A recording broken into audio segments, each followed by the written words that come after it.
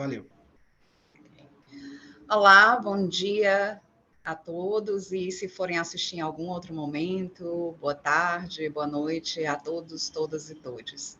Eu sou Fabiana Vasconcelos, psicóloga do Instituto de Me Cuida, falo aqui nesse evento, que é o Tech Kids Day, Tech Kids Day de 2023. Não é a minha primeira vez, estou aqui, acredito que pela terceira vez, e muito feliz em participar desse momento que agrega tanto conhecimento na proteção de crianças e adolescentes no nosso Brasil. Do trabalho que eu realizo através do Instituto de Me Cuida, a gente iniciou um processo bem único de proteção de crianças e adolescentes dos desafios e brincadeiras perigosas em 2015, mas hoje a gente faz uma participação de uma rede nacional e internacional de proteção à criança e ao adolescente. E hoje eu vou falar um pouco de como a gente pode, nesse pós-pandemia, mediar o uso de eletrônicos por crianças e adolescentes e até nós mesmos. A gente sabe que esse movimento da pandemia nos arremessou dentro de um mundo online, de um mundo virtual, e a gente compreendeu tanto a necessidade do uso dos eletrônicos, a sua parte positiva, como estamos fazendo aqui hoje, como também compreendemos os riscos e para a saúde física e emocional. E a partir desse entendimento, a gente então precisa agora fazer ajustes da saída desse momento onde vivemos ali muito confinados, isolados e dentro dos nossos eletrônicos. Eu vou iniciar uma apresentação para que a gente possa visualmente acompanhar o que eu estou propondo.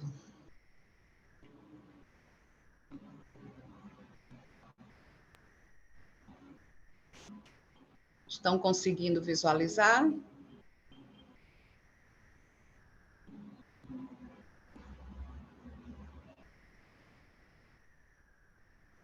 Ok.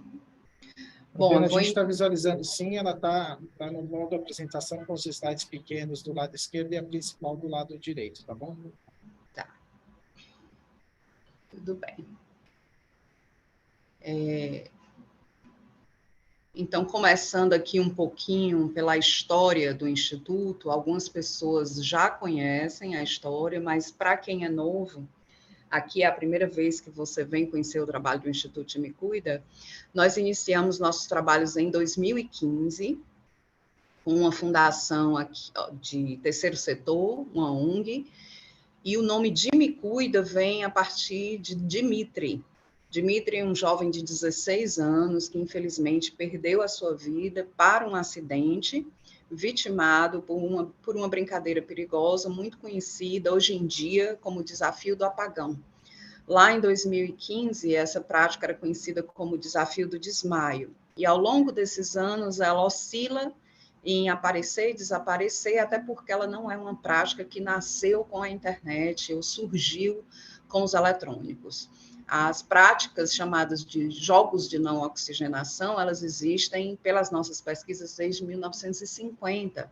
Se a gente lembrar aí de quem já brincou de prender a respiração embaixo d'água, na piscina, no rio, no açude, isso é muito comum da entrada ali da puberdade, dos 11 anos e meio de idade, onde o grupo começa a lhe desafiar. Isso faz parte do nosso desenvolvimento natural de existir, de crescer.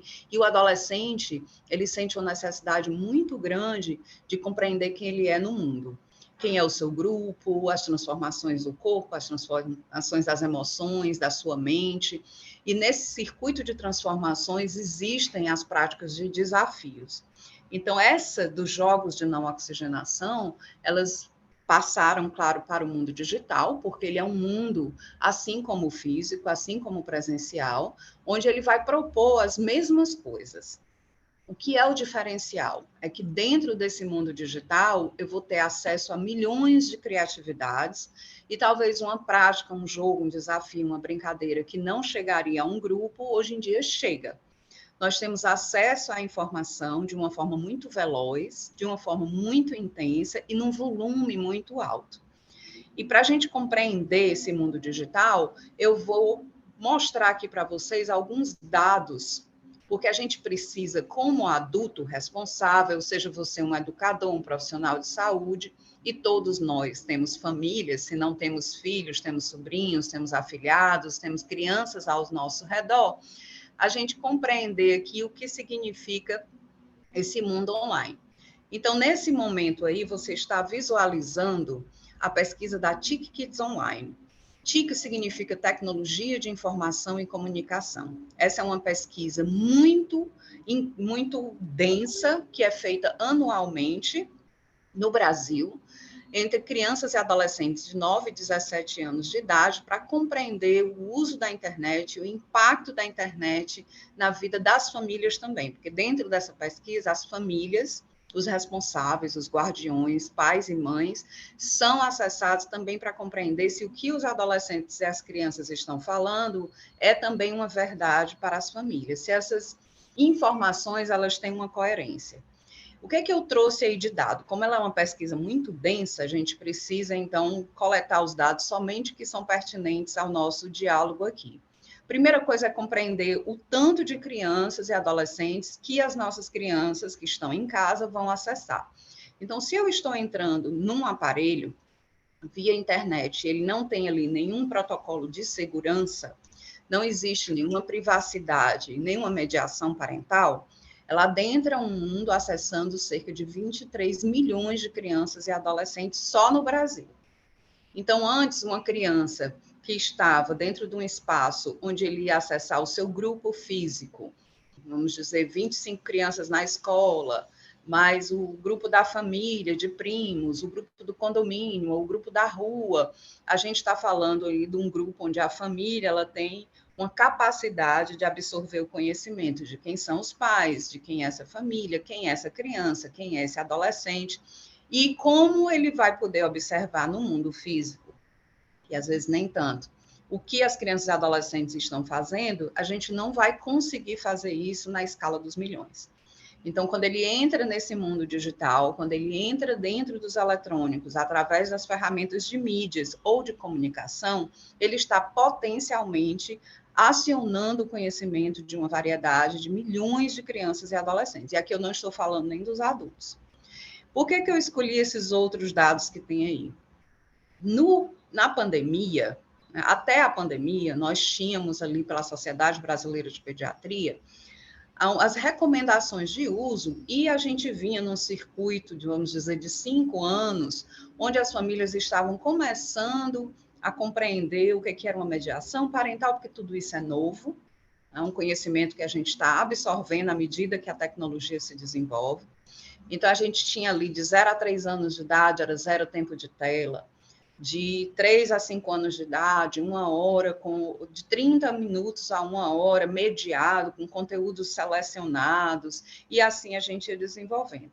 A gente entra na pandemia e isso simplesmente se dissolve, porque nós entramos com a escola EAD, no ensino à distância, nós colocamos as crianças dentro dos eletrônicos e muitas vezes, na maioria das vezes, não existe uma casa que tem 3 notebooks ou 3 computadores de mesa ou mais, onde a família tem que trabalhar online e a criança tem que assistir aula, às vezes mais de uma criança, 2 ou 3.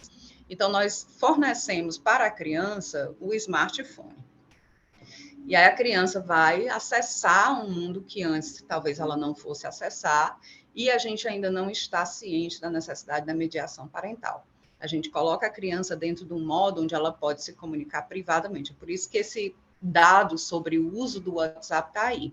Nós temos 98% das crianças e adolescentes utilizando a internet via smartphone e 70% com perfil no WhatsApp. E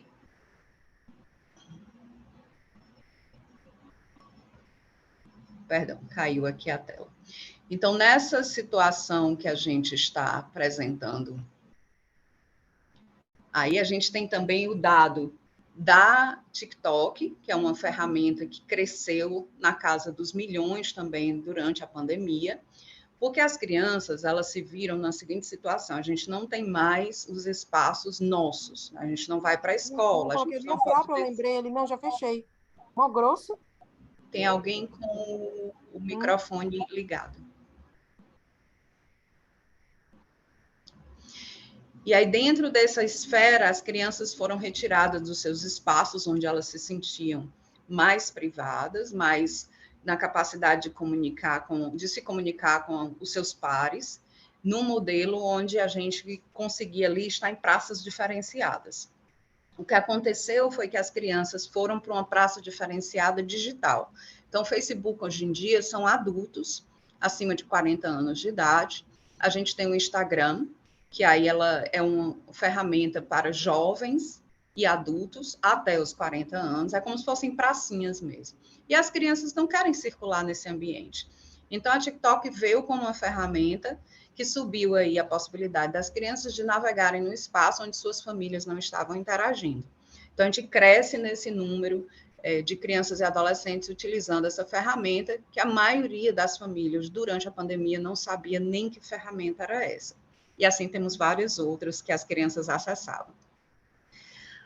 A gente pensa que o perigo dessas ferramentas são perigos de assistir coisas. Isso tem. O tipo de conteúdo que a criança acessa também é inapropriado para a idade dela se ele não está configurado dessa forma. Mas o maior perigo que a gente vê hoje em dia são a comunicação com estranhos. São as intenções que as pessoas têm dentro do espaço de ali cultivar uma amizade e talvez fazer de conta que é uma criança sendo um adulto. Então, esse acesso a estranhos, ele é de altíssimo perigo, mas também o conteúdo. Aí a gente tem esses dois elementos aí, e as crianças foram participando desse mundo de entretenimento na pandemia.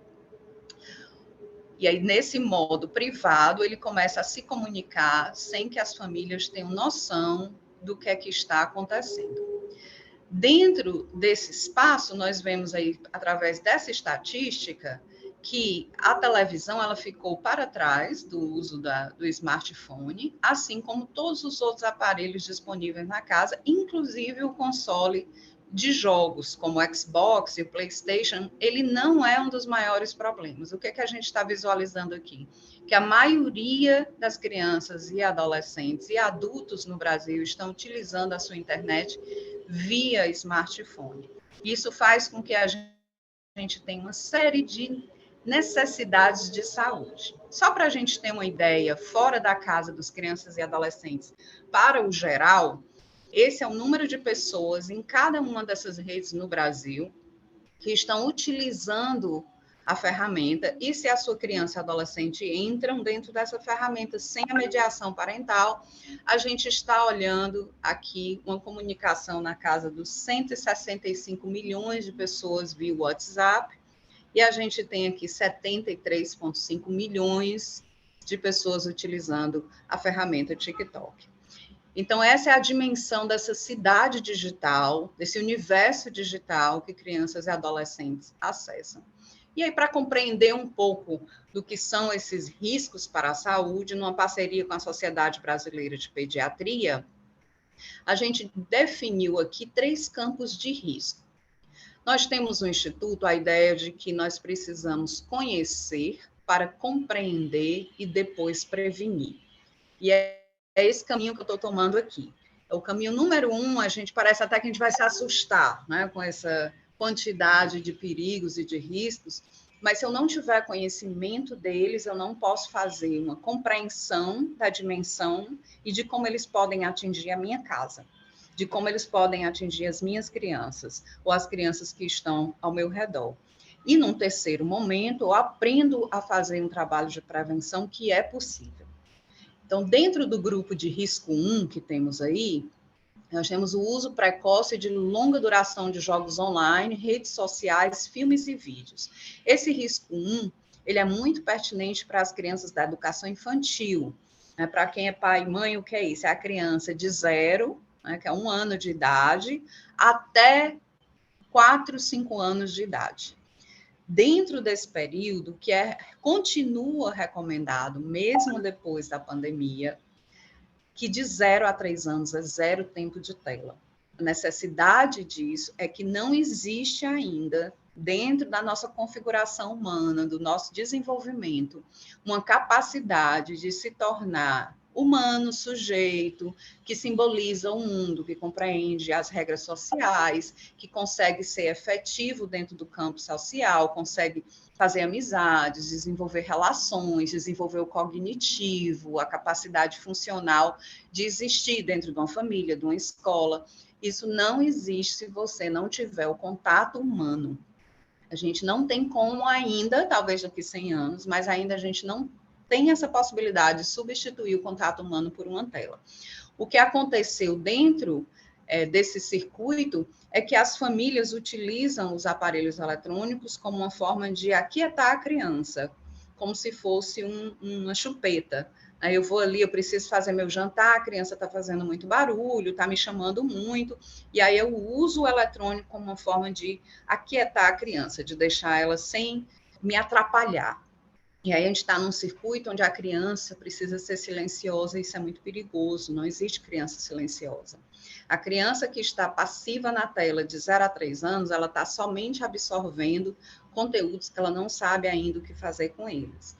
Todo movimento de tela de 0 a 5 anos de idade, ele tem que ser mediado por um adulto que simbolize o que a criança está vendo.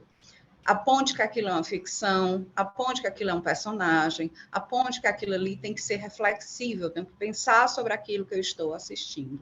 Senão ela, como está em movimento de esponja, a gente tem até as fases que a gente diz, a criança está um papagaio, copia tudo que eu digo. Imagine se ela faz isso frente a uma tela, que não é um humano, que não tem toque, que não tem olho no olho, que não responde.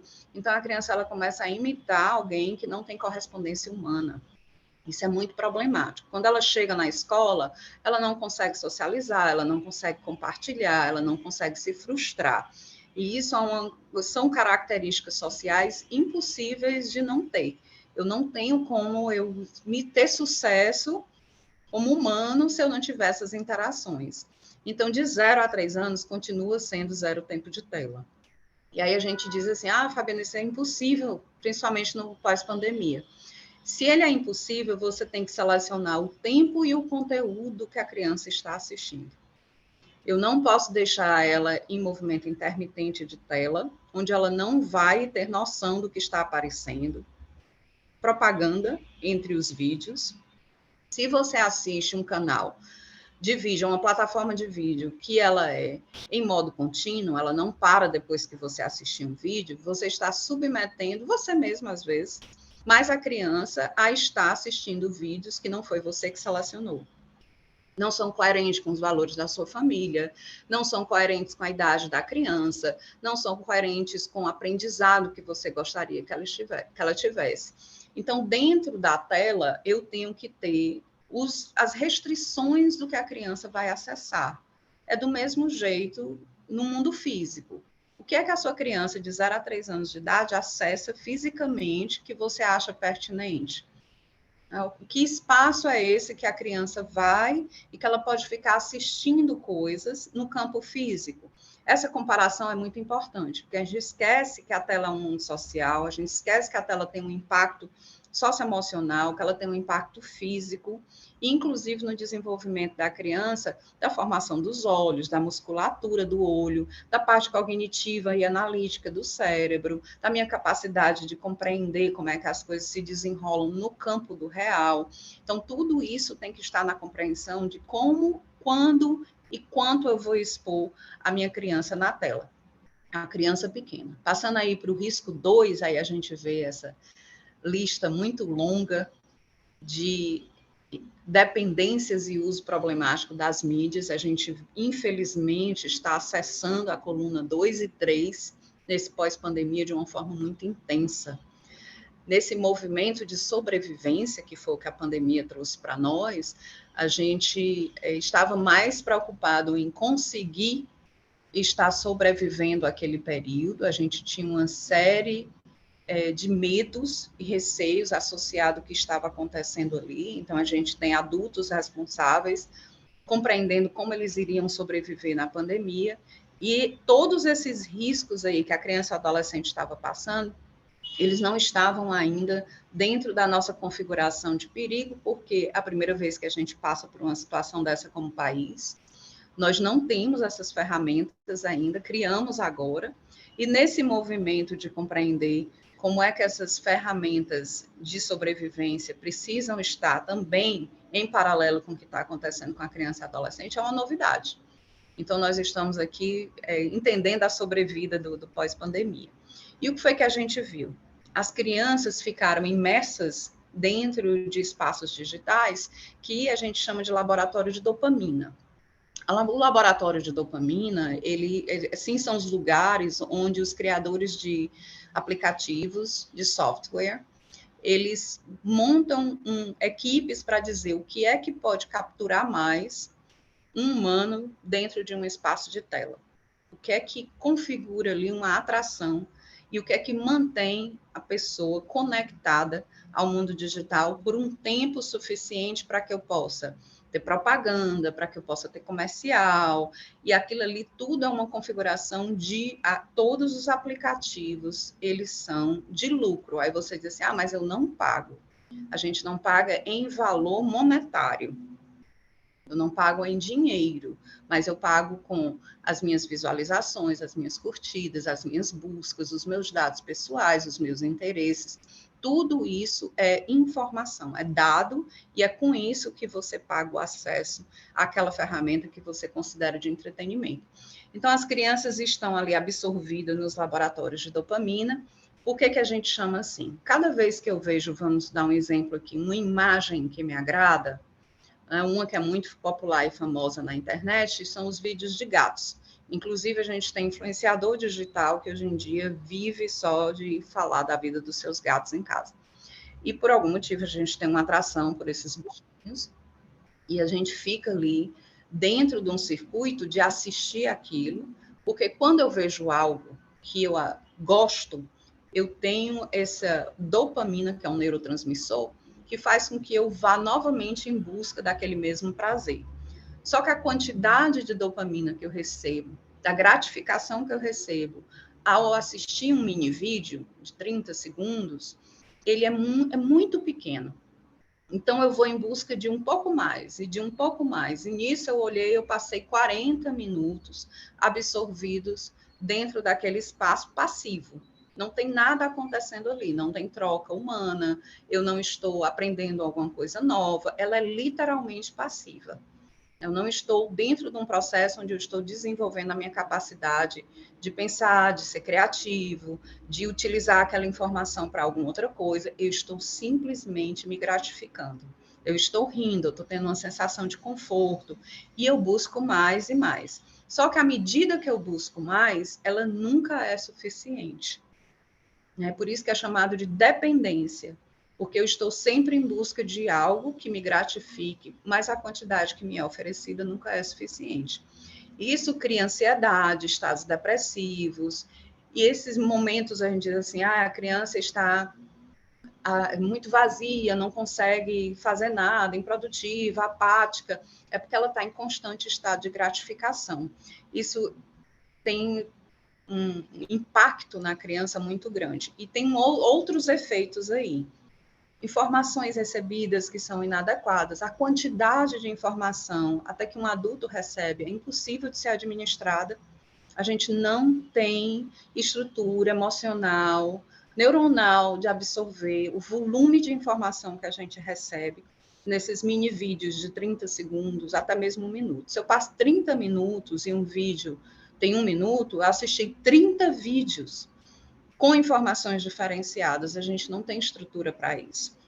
Isso dá na gente uma sensação de ansiedade e, às vezes, um estado depressivo, porque eu recebi 30 minutos de carga ali de dopamina, buscando esse prazer que não se concretiza nunca em nenhum tipo de plenitude. Porque o ser humano, ele só realmente tem essa sensação mais de pertencimento e de sentir uma plenitude momentânea se eu estiver em contato com um outro humano. Eu não tenho isso ainda na Terra. Iremos desenvolver isso, mas não temos ainda. E outro movimento que a gente viu crescer massivamente no Brasil no pós-pandemia foi o de cyberbullying.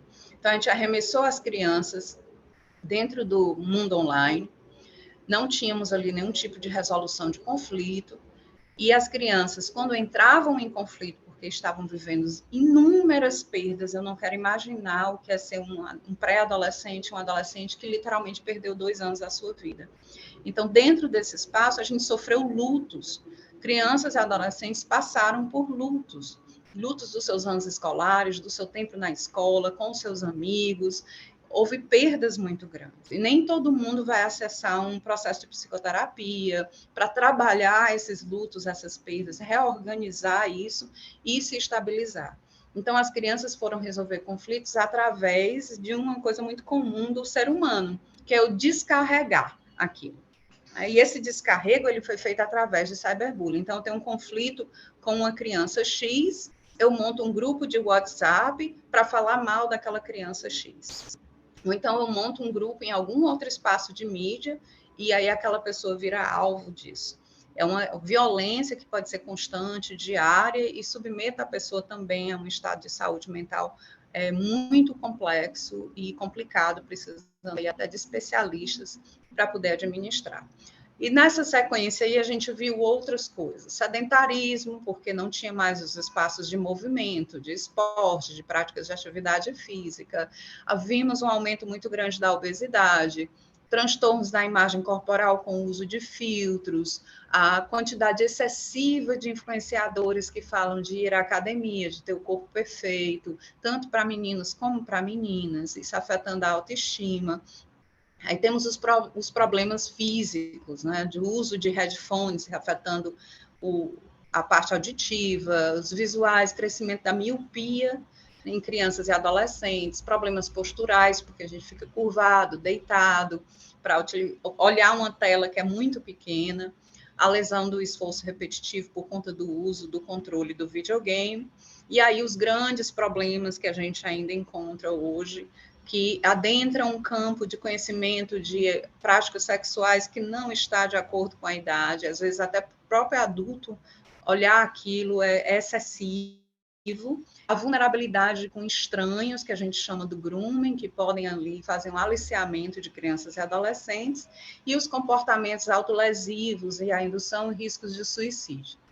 E, finalmente, o campo 3, das brincadeiras perigosas, onde a gente percebe as crianças e adolescentes também buscando resolver conflitos através dos desafios online. Dentro desse espaço de se desafiar, a gente vai encontrar uma série de desafios de extremo risco para crianças e adolescentes. A gente tem ali os jogos de não oxigenação, os jogos com fogo, e também os espaços onde tem os criadores de conteúdo, que criam conteúdos baseados em filmes como Jackass, que são conteúdos de comportamento de altíssimo risco. E a gente tem uma série de crianças e adolescentes que copiam esses comportamentos, que imitam esses comportamentos, que criam grupos para fazer esses comportamentos. Eles conhecem como práticas lúdicas, como práticas que não têm risco, e realmente eles têm um desconhecimento do risco dessas práticas. Mas aí entram uma série de jogos que, infelizmente, de junho do ano passado para o atual, ela só tem crescido. A gente viu, através dos dados do Instituto, das famílias que chegam até nós, que nesse pós-pandemia nós estamos com uma retomada de casos de crianças que são vítimas com sequelas ou fatais de práticas perigosas. Esses desafios, eles precisam ser conversados, dialogados, e a gente precisa iniciar um trabalho realmente de mediação parental. E é isso, agora que eu apresentei todas essas questões do cyberbullying que eu já falei, a gente vai falar aqui das ações de saúde e o que é que a gente pode fazer para mediar essa interação com os eletrônicos. No primeiro momento, a gente precisa perceber qual é a idade que a criança tem e se o que ela está utilizando em termos de tempo e conteúdo está seguro, está privado e está adequado. Se eu perceber que há uma quantidade excessiva de tempo, que o acesso a conteúdo está inadequado e que o que ela está acessando não é pertinente à idade, aí eu já tenho uma identificação que existe um uso precoce excessivo e prolongado, o que faz com que ele comece a ser problemático.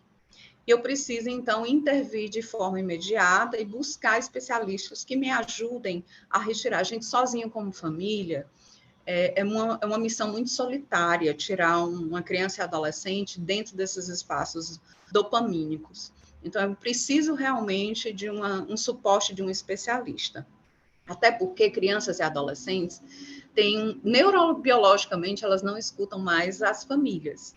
Eles vão escutar outras crianças, outros pares, e vão escutar outros adultos. Isso é um modelo comum do desenvolvimento humano.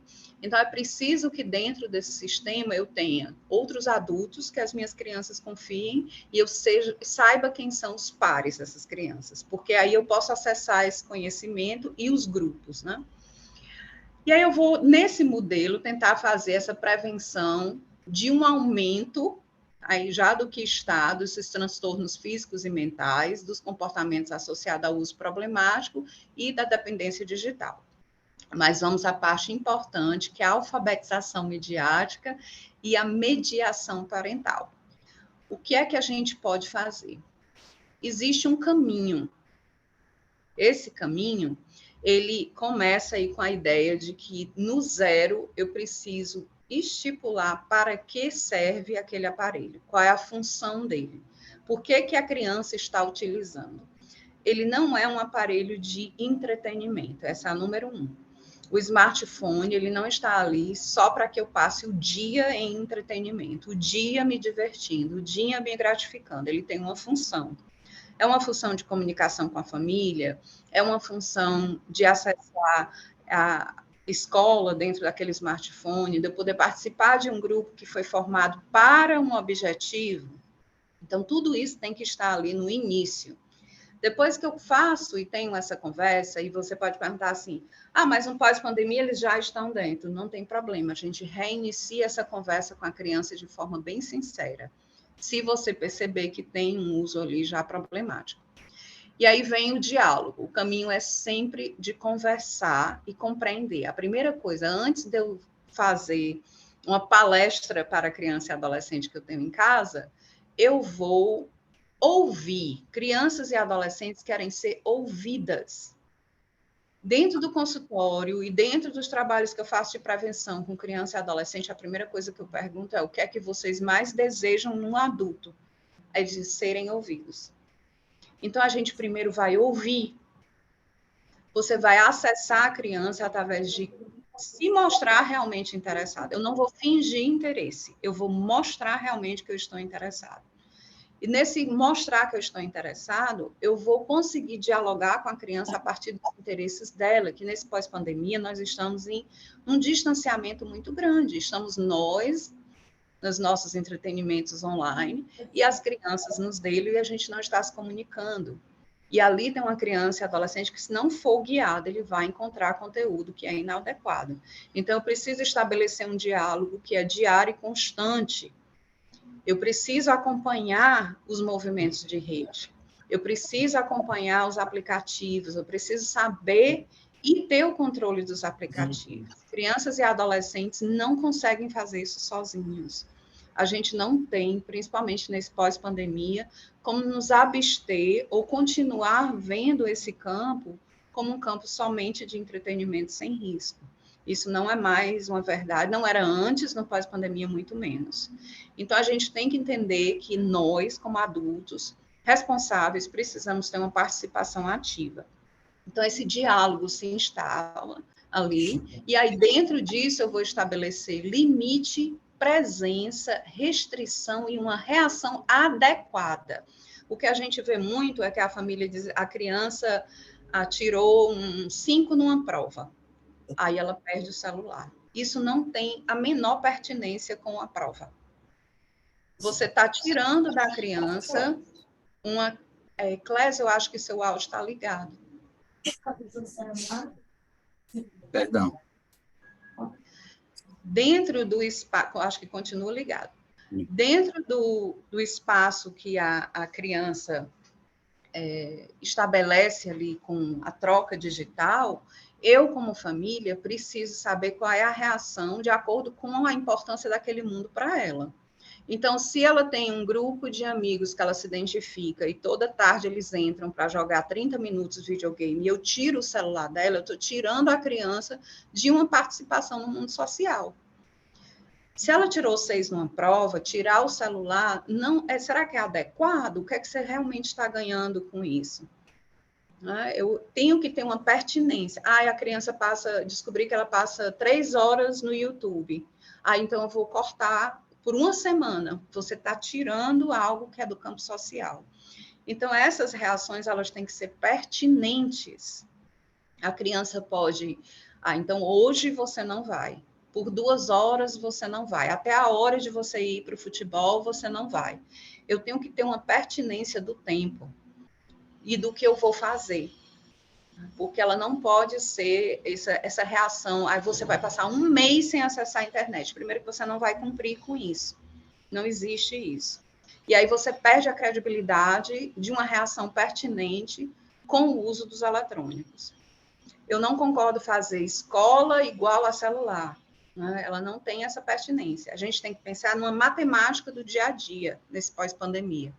O que é que eu preciso instaurar aí? Eu posso até sentar com as crianças que eu tenho em casa e fazer essa matemática. A gente precisa dormir de 8 a 10 horas de sono quando a gente é criança. Adolescente só cresce, os ossos só crescem quando ele dorme. Essa é uma informação que criança e adolescente já gostam de saber. Você não dormiu, você não cresce. Você não dormiu, a sua capacidade criativa não desenvolve. Você não dormiu, a sua capacidade de cognição, ela fica baixa. A sua memória fica afetada. Isso tudo a gente tem para adulto também. Então, eu tenho que dormir para que eu possa fazer uma limpeza das toxinas diárias do meu corpo, principalmente o cortisol, que a gente conhece como hormônio do estresse. A gente solta o dia inteiro, crianças e adolescentes também. E é quando a gente dorme, a gente restabelece essa saúde dentro do nosso cérebro e acordamos no outro dia prontos para viver um próximo dia. Porque essa é a nossa máquina principal e ela precisa ser mantida, ela precisa ter uma manutenção e uma limpeza. Isso acontece durante o sono. Então, eu preciso dormir 8 a 10 horas. Eu preciso ir à escola, se eu sou criança e adolescente. Aí são de 4 a 6 horas. Esse tempo de escola não é um tempo de tela. Não sei como é que as escolas fazem, cada escola tem o seu protocolo. Aqui em Fortaleza nós temos escolas que é 0 acesso a celular, nós temos escolas que acessam a celular durante os intervalos, a gente tem acesso a celular somente na entrada e na saída. Então, cada escola vai ter um protocolo. Mas dentro da sala de aula não deveria existir, porque ali eu estou num momento, não é uma questão de eu estar sem acesso à informação, eu preciso estar conectada com o presente. A gente só consegue estabilizar a nossa sensação de ansiedade se eu estiver conectada com o que está acontecendo. Se eu estiver o tempo todo conectada com o que irá acontecer dentro de uma tela, ou com o que irá acontecer com o meu colega na outra escola, ou o que irá acontecer com a blogueira que eu sigo, ou com o grupo de música que eu acompanho, eu não estou no presente. Quando eu não estou no presente, eu não crio memória. Se eu não crio memória, eu não tenho vontade de ir para o próximo dia. A memória, ela tem uma função neurobiológica de me impulsionar para a vida. É através da memória que eu digo, eu quero viver o dia de amanhã. Se eu não faço memória, eu crio espaço vazio. Então, para ter memória, eu preciso estar presente. Eu preciso ter troca com o que está acontecendo naquele momento. E aí nós temos que estar presente 4 a 6 horas de escola. Eu preciso de refeições, café da manhã, almoço e jantar básico, onde eu não tenho tela. Eu preciso estar interagindo com outras pessoas, principalmente crianças e adolescentes, precisam estar em interação ou com outras crianças, se ela almoça na escola, ou faz o seu lanche ou café, ela precisa estar com outras pessoas. Então, 3 horas sem tela. Eu preciso de 1 hora de movimento diário por dia. Movimento, que eu chamo, é qualquer coisa. Correr, brincar correndo, ir para um esporte, ir para uma aula de dança, qualquer coisa que me mobilize o corpo. Isso é 60 minutos diário. Se eu juntar isso tudo, quando você colocar na ponta do lápis, só dá 1 hora sobrando. Porque vai entrar aí interação com a família, eu preciso ter interação com os amigos, só sobra 1 hora. Então, como é que uma criança está passando 4 horas na tela? Ou como eu já recebi, 9 horas de tela. Ou ela não está estudando, ou ela não está dormindo, ou ela não está interagindo com outras pessoas, ou ela não está comendo direito. E aí a gente vai ter uma série de problemáticas. Então, a criança, ela precisa ter essa matemática básica. Inclusive, lá no site do Instituto, a gente lançou um planner, uma agenda em branco, onde eu posso baixar e colocar o dia do meu filho ou da minha filha, e a partir daí eu perceber quanto tempo essa criança pode passar somente em entretenimento de tela. Existe uma diferença de eu usar a tela para fazer uma atividade escolar, eu usar a tela para fazer uma aula de inglês, eu usar a tela para fazer uma aula de desenho, e eu usar a tela somente para assistir vídeo, eu usar a tela somente para jogar. Isso tudo tem que ter tempo. O jogar e assistir vídeo, ele vai entrar dentro desse espaço onde as outras coisas essenciais e básicas, eu só falei de coisas essenciais e básicas, são importantes para um desenvolvimento físico e emocional. Então, se eu baixar a agendinha lá e colocar o que é que meu filho e a minha filha está fazendo, eu vou ver quanto tempo ela tem sobrando. E aí, eu ainda incluo o seguinte, o tempo sobrando tem que ter o ócio criativo. É no ócio criativo, eu com os meus pensamentos, que eu aprendo a moderar as minhas emoções negativas. Um ponto principal que saiu na pesquisa mais recente, que foi feita aqui no Ceará, pela Ruth Machado.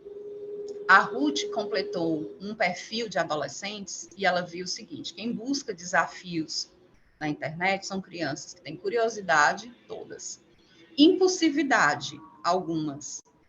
E a terceira é resolução de sentimentos negativos. No lugar dela buscar uma forma saudável de resolver um conflito interno, emocional, ela busca um elemento externo de risco para moderar a sensação ruim. Então, se eu estou frustrada, se eu estou com a sensação de que está muito difícil o dia, que eu vou ter uma prova muito difícil. A gente, por exemplo, em junho, é um mês muito complicado de acidentes. E a gente ainda não tem uma pesquisa sobre isso, mas no Instituto a gente tem uma ideia de que é um mês onde os adolescentes estão começando os seus testes vestibulares. Os vestibulares pelo Brasil começam, e aí existe uma pressão da família, da escola, de crianças com 16, 17 anos de idade, que a gente tem crianças com 16 anos que começam a fazer os testes de vestibular, começam a ir pelo mundo fazer provas, e isso deposita no adolescente de hoje uma pressão de existência muito grande. Como eles têm uma noção do tempo diferenciada, da geração X e até dos milênios, a ideia deles de tempo é muito acelerada. Então, a ideia do futuro para eles, eles pensam no futuro muito mais do que a minha geração pensava. A gente sabia que ia fazendo as coisas e as coisas iam dando certo, ia acontecendo. Eu estou aqui estudando, então, quando eu estudar, eu vou procurar um emprego, eu vou abrir o meu negócio, eu vou estudar fora, eu vou tirar um ano sabático. A gente tinha a noção de que as coisas aconteceriam. E os adolescentes de hoje, a gente tem uma preocupação de que as coisas não vão dar certo. É uma ideia de que existe muita negatividade e que eu estou aqui batalhando com uma coisa que possivelmente não vai dar certo. É uma ideia contrária de existência. É como se a existência estivesse atrelada muito ao que não vai suceder. E isso é porque eu estou conectada, hiperconectada com a ideia de futuro. Tudo isso a gente precisa ter uma compreensão para que entre nos diálogos com as crianças e adolescentes em casa e a mediação desses aparelhos e dos conteúdos. Então, depois que eu estabeleci tudo isso, a gente vem aí, e eu gosto até de mostrar exemplos de diálogos que às vezes as famílias estão tão distanciadas do que dizer e do que falar, e por onde iniciar esse diálogo, e eu pergunto qual é a proximidade que você está atualmente da sua criança e adolescente, que tipo, e você vai ter resistência.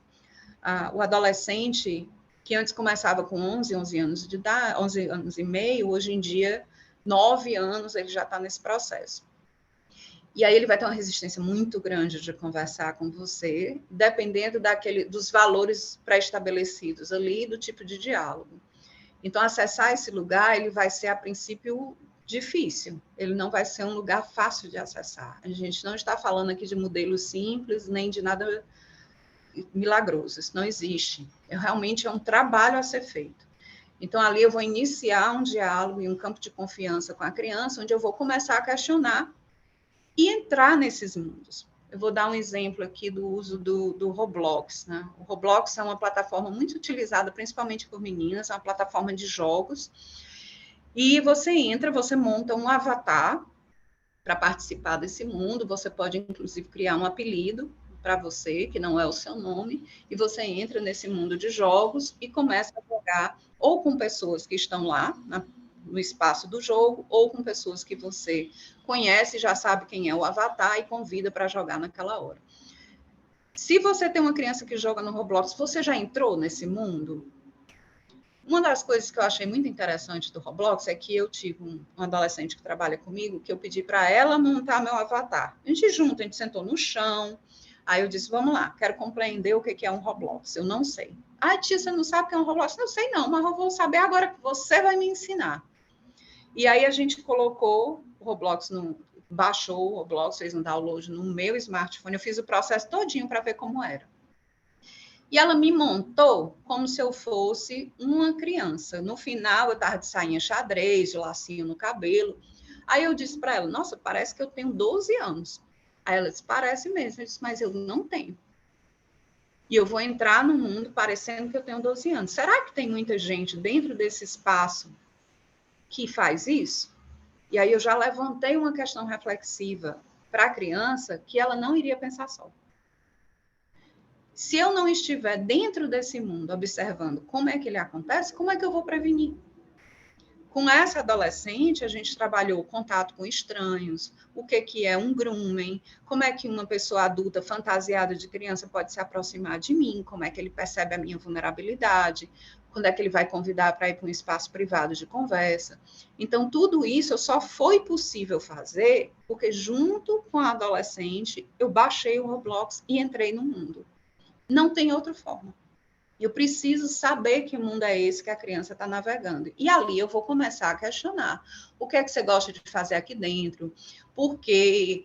Você está pensando sobre o que nesse espaço? Com quem você interage? Vamos fazer juntos, né? E aí vai para todas as outras plataformas e começa a entrar nos pontos que são principais. O que é como bloquear um agressor, o que é cyberbullying, como é que eu lido com os meus conflitos, como é que eu não me exponho na rede, como é que eu não troco informação íntima, e a leitura crítica de tudo que acontece ali dentro, o tempo todo.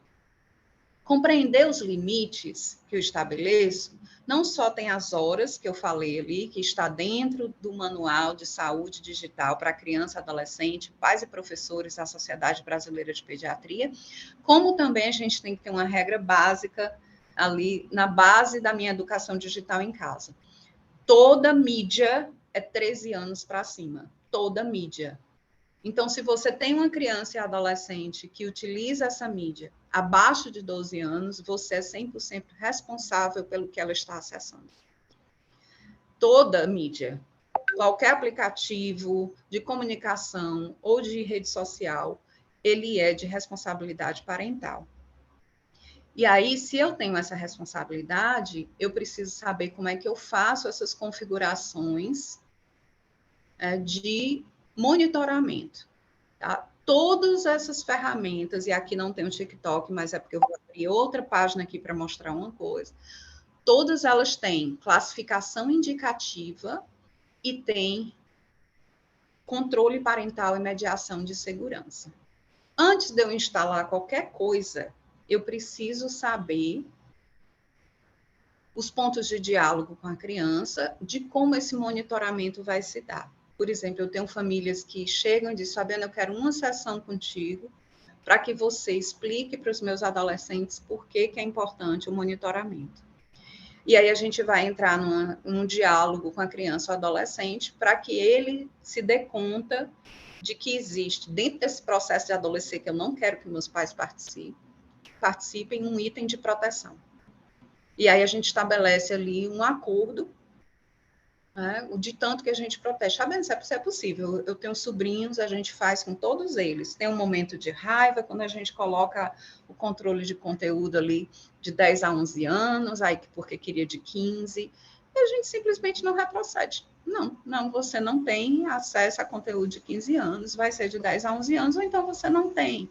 Essa firmeza sem ser brigando, a gente também tem que recuperar.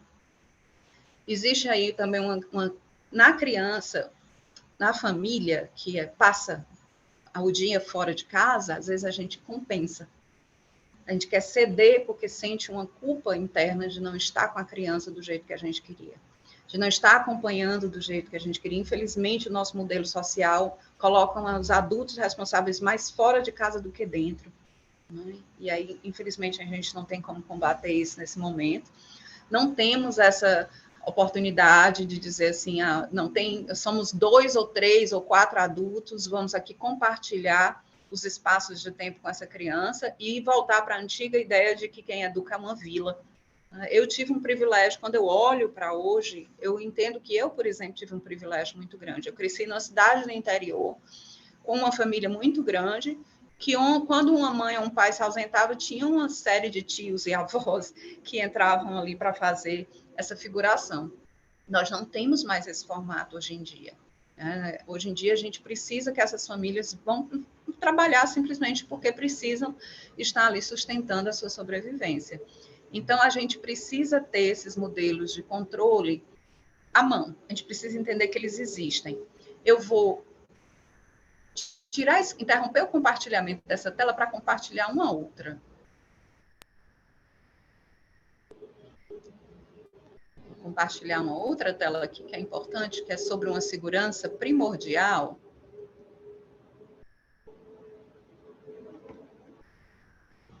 Que é o Guia de Pais Irresponsáveis da TikTok.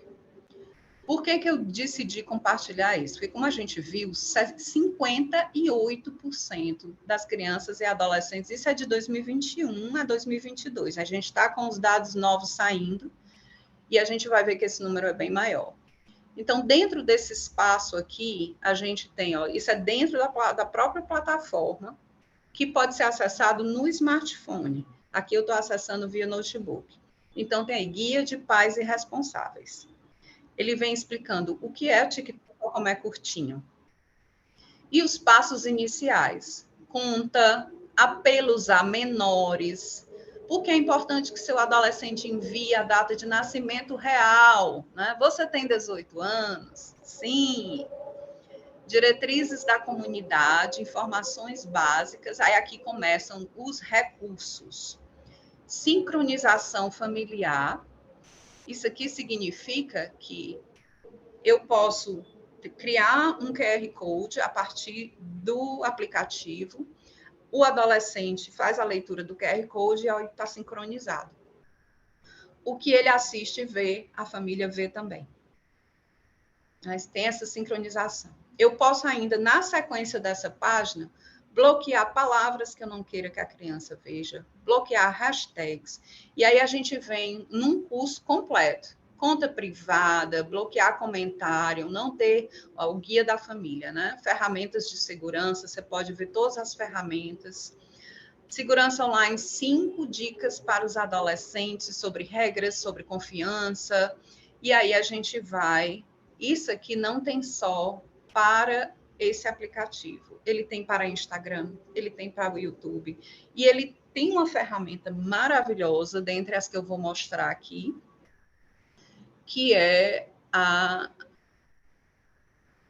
ferramenta que é a Google Family, que você instala em qualquer aparelho na casa, inclusive as suas Smart TV. O Google Family, ele lhe dá relatórios completos do que foi acessado, visto, buscado dentro dos eletrônicos da casa. Eles ficam em sincronia. Hoje em dia, a gente não pode mais ter esses espaços hiperindividualizados. Nós tínhamos antes, né, uma ideia de que eu iria entender todos os níveis geracionais. Eu ia conhecer as músicas que os meus avós escutam, os acessos à comunicação que os meus pais fazem. Eu ia elaborar a diferença geracional a partir do que eu via que não me interessava mais. Se eu hiperindividualizo o espaço, a gente está tirando memória geracional também. Eu estou criando uma falta de pertencimento a uma linhagem geracional, de valores, de família, do meu sobrenome, de onde eu venho. Para que serve isso? Para que eu compreenda como é que eu sou ainda melhor. O que é que eu preciso melhorar? Eu olhar para trás e dizer, isso aqui não foi bom, não, nessa geração, eu vou melhorar. Isso aqui, historicamente, não é legal, eu posso fazer melhor.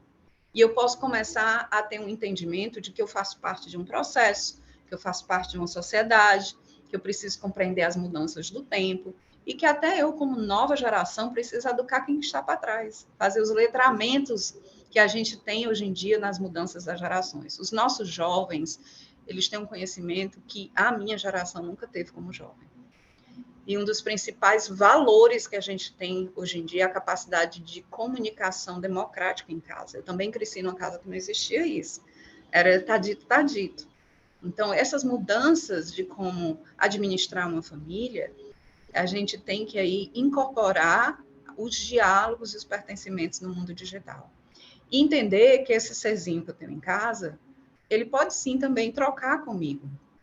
Esses letramentos da existência atual, em tantos campos de existência, em mudanças de paradigma, em como eu vejo o mundo e como o mundo está dizendo que precisa ser visto, eu posso aprender muito no diálogo com uma criança e adolescente, porque eles estão navegando em mundos muito modernos, muito contemporâneos.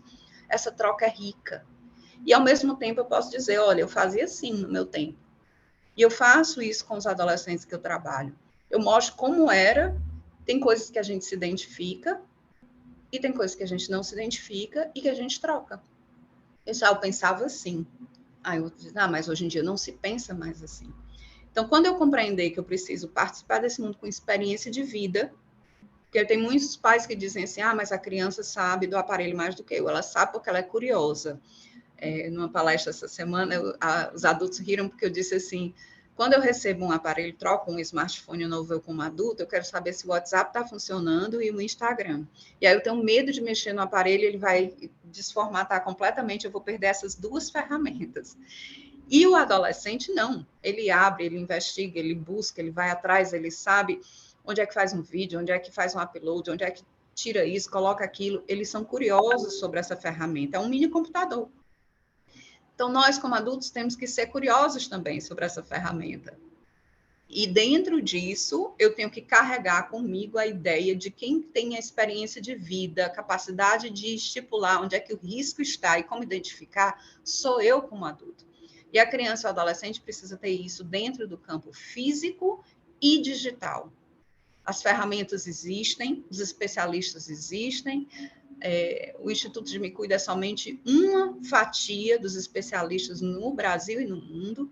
A gente tem um acesso enorme a ferramentas gratuitas, a cartilhas, a uma forma de realmente entrar nesse mundo e saber como eu posso proteger melhor crianças e adolescentes. E, gente, isso era o que eu tinha para dizer hoje.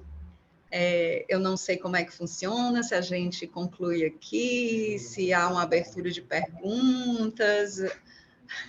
Como é que a gente... Nossa, foi tanta informação. Olha, eu não estava aqui, o Marcos que estava.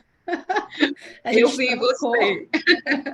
Esse negócio do presencial do híbrido é muito diferente, eu diria. Mas, nossa, quanto conteúdo, Fabi, incrível, muito maravilhoso mesmo. Eu acho que uma coisa que eu queria ressaltar é que a gente realmente tem se empenhado para trazer o melhor, né? E, claro, toda hora as empresas estão criando outros mecanismos, né, de controle de segurança e tal, que bom, né?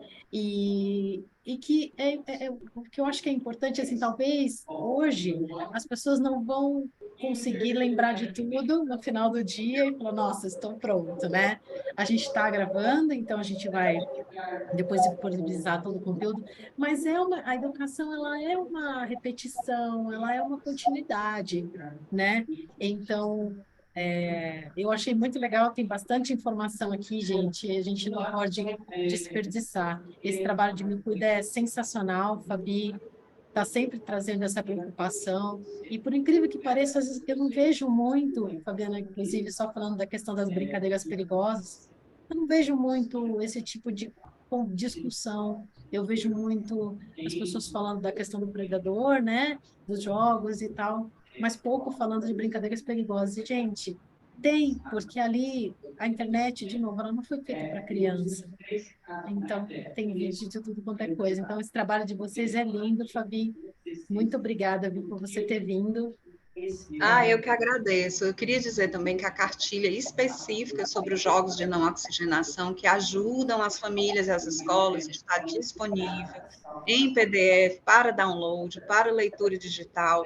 Todo o material que a gente tem disponível no site do Instituto é gratuito.